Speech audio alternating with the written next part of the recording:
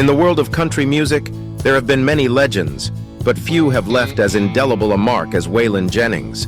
His journey from a humble background in Texas to becoming the poster child for outlaw country music is a story of rebellion, authenticity, and a relentless pursuit of musical freedom. Born on June 15, 1937 in Littlefield, Texas, Waylon Arnold Jennings grew up in a family that had deep roots in country music. From a young age, he was exposed to the sounds of Hank Williams, Jimmie Rodgers, and other country icons.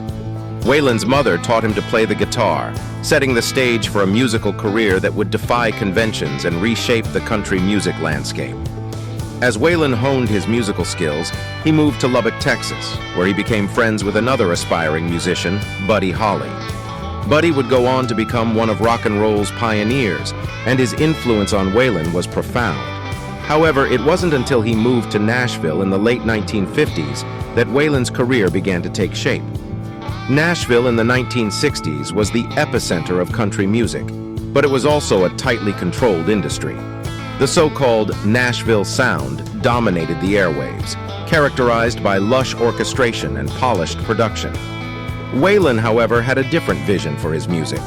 He wanted to bring back the raw, authentic, and unadulterated sound of traditional country.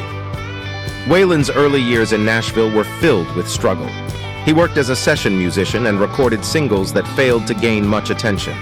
But it was during this period that he met Willie Nelson, another maverick musician who shared Waylon's vision for a different kind of country music. The turning point in Waylon's career came when he signed with RCA Records in the late 1960s. He began to have more creative control over his music, and it was during this time that the outlaw persona started to take shape. Waylon's trademark black leather jacket, jeans, and long hair became iconic, setting him apart from the clean-cut Nashville stars of the era. In 1972, Waylon released the album Ladies Love Outlaws, which included the title track written by Lee Clayton. The song's lyrics, "The ladies love outlaws like babies love stray dogs," struck a chord with audiences and encapsulated Waylon's rebellious spirit. This album was a subtle declaration of his outlaw status and marked a turning point in his career. But it was the events of 1977 that would cement Waylon's status as a true outlaw. He was invited to perform at the Grand Ole Opry, the revered stage of country music in Nashville. However, Waylon refused to conform to the Opry's strict dress code, which required artists to wear formal attire. He insisted on wearing his leather jacket and jeans, and he performed in his own unique style, challenging the establishment. The performance made headlines and solidified Waylon's image as a defiant outsider. Waylon's outlaw image wasn't just about his appearance, it was about his music. He pioneered a sound that blended country with elements of rock and roll, creating a rougher, edgier sound that resonated with a new generation of listeners. Hits like "Are You Sure Hank Done It This Way" and "Good-Hearted Woman" showcased his unique blend of storytelling and musical innovation. One of Waylon's most enduring contributions to country music was his association with the outlaw country movement.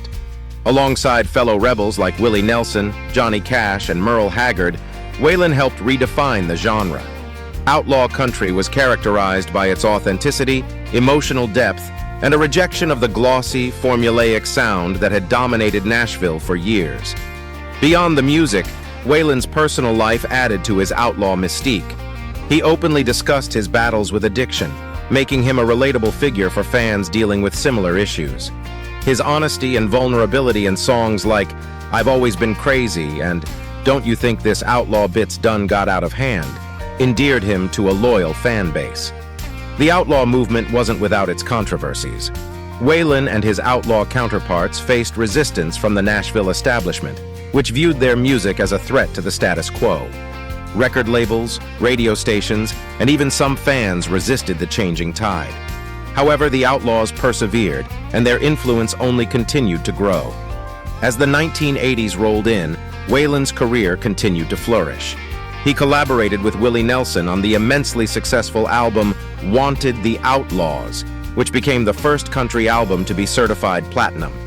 The record included the hit single Luckenbach, Texas, Back to the Basics of Love, which celebrated a return to simpler, more genuine values.